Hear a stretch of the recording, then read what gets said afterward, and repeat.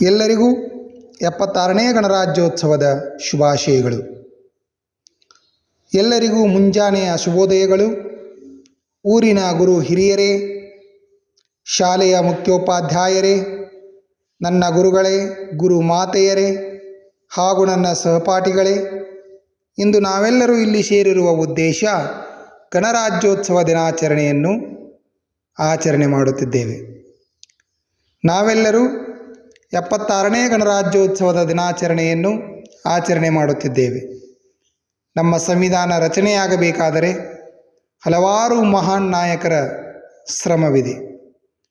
Doctor BR Ambedkar, Jawaharlal Nehru, doctor Babu Rajendra Prasad, Sardar Vallabhbhai Patel, JP Kripalani, ಇಂತಹ ಮಹಾನ್ ನಾಯಕರ ಶ್ರಮವಿದೆ. ಜನವರಿ 26 ಇಂದು ನಮ್ಮ ದೇಶ ತನ್ನದೇ ಆದ ಸಂವಿಧಾನವನ್ನು ಅಳವಡಿಸಿಕೊಂಡ ದಿನ. ಅಂದರೆ ಜನವರಿ 26, 1950ರಂದು ಸಂವಿಧಾನ ಜಾರಿಗೆ ಬಂದಿತು. ಅಂದಿನಿಂದ ಗಣರಾಜ್ಯೋತ್ಸವ ದಿನವನ್ನಾಗಿ ಪ್ರತಿ ವರ್ಷ ಅದ್ಧೂರಿಯಾಗಿ ಆಚರಣೆ ಮಾಡುತ್ತಿದ್ದೇವೆ. ಅಂಬೇಡ್ಕರ್ ಅವರು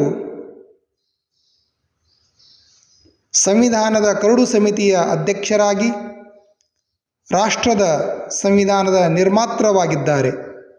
ಇವರನ್ನು ಭಾರತದ ಸಂವಿಧಾನದ ಶಿಲ್ಪಿ ಎಂದು ಕರೆಯುತ್ತಾರೆ.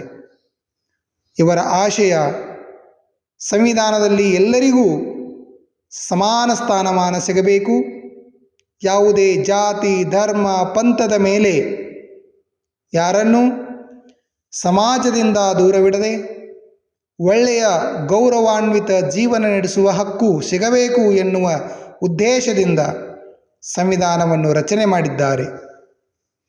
ನಮ್ಮ ಸಂವಿಧಾನದ ಆಶಯ ಯಾವುದೇ ಕುಲ, ಜಾತಿ, ಧರ್ಮ, ಲಿಂಗದ ಆಧಾರದ ಮೇಲೆ ಭೇದ ಭಾವ ಮಾಡದೆ ಎಲ್ಲರೂ ಒಗ್ಗಟ್ಟಾಗಿ ಭ್ರಾತೃತ್ವದಿಂದ ಬಾಳಬೇಕು ಎನ್ನುವುದಾಗಿದೆ.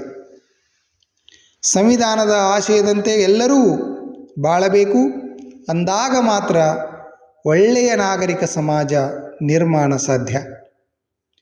ಸಂವಿಧಾನ ಹಾಕಿಕೊಟ್ಟ ಮಾರ್ಗದಲ್ಲಿ ನಮ್ಮ ದೇಶ ಮುನ್ನಡೆಯಬೇಕು ಎಂಬ ಸದುದ್ದೇಶದಿಂದ ಭಾರತ ಸಂವಿಧಾನ ರಚನೆಯಾಯಿತು.